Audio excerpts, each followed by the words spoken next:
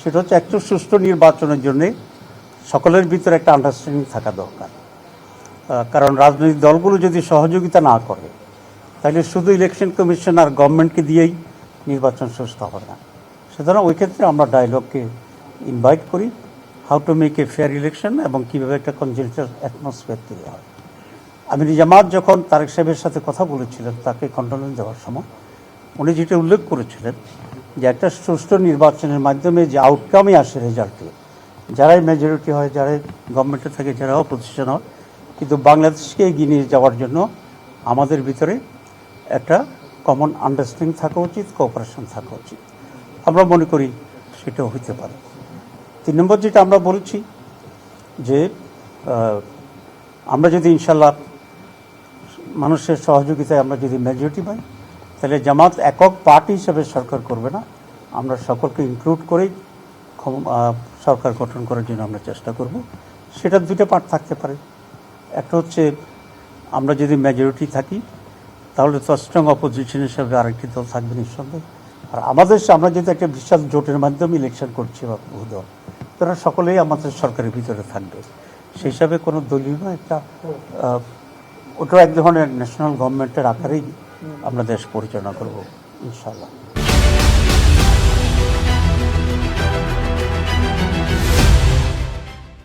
আপনারা মোটে দেখতেছেন না, এটাকে শুধু আমরাই দেখছি।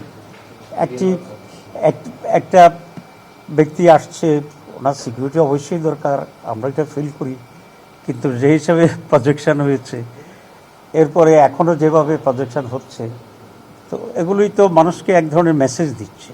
ঠিক আছে, সরকারি কর্মকর্তাদের এই সরকারি মেসেজের কারণে আরও কিছু ইন্টারেস্টেড লোকেরা গিয়ে এক ধরনের ইমব্যালেন্স তৈরি করছে। আমার মনে হয় এটা আপনাদের কাছে আমাদের চেয়ে আরও বেশি পরিষ্কার আছে। তো নির্বাচনে লেভেল প্লেইং ফিল্ড যে কথা বলা হয়, তো সেটা যদি মেনটেন করতে হয় তাহলে আপনি যদি আমাকে 2টা পুলিশ দেন পাহারায়, তাহলে আরও জনকে 2টাই দিতে হবে, অ্যাটলিস্ট মেইন অপোজিশনকে। আপনি যদি আমাকে 3 দিনে আমার ভোটারশিপ করতে দেন, তাহলে আরেকজনকে কমপক্ষে 4 দিনে হইলেও তাকে ভোটার বানানোর এই সুযোগটা থাকা উচিত।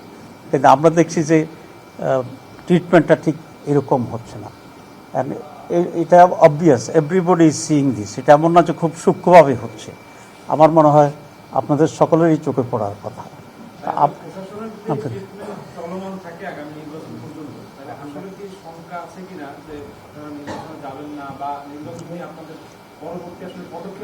না, আমরা এত আগে এটা বলতে চাই না। আমরা আশা করি সরকার এবং ইলেকশন কমিশন এনাফ স্টেপ নেবে একটা সুষ্ঠু নির্বাচনের জন্য, এবং সেই পর্যায় পর্যন্ত যেতে হবে না বলেই আমরা আশা করছি, এবং এই আশার উপর থেকেই আমরা আমাদের চেষ্টা চালিয়ে যাব। আমরা মনে করি যে এক ধরনের ইনক্লিনেশনটা হচ্ছে, এবং সেটা সরকার এবং ইলেকশন কমিশনের কিছুটা পক্ষপাতিত্বের কারণে একটা ইমপ্রেশন দেওয়ার জন্য চেষ্টা করা।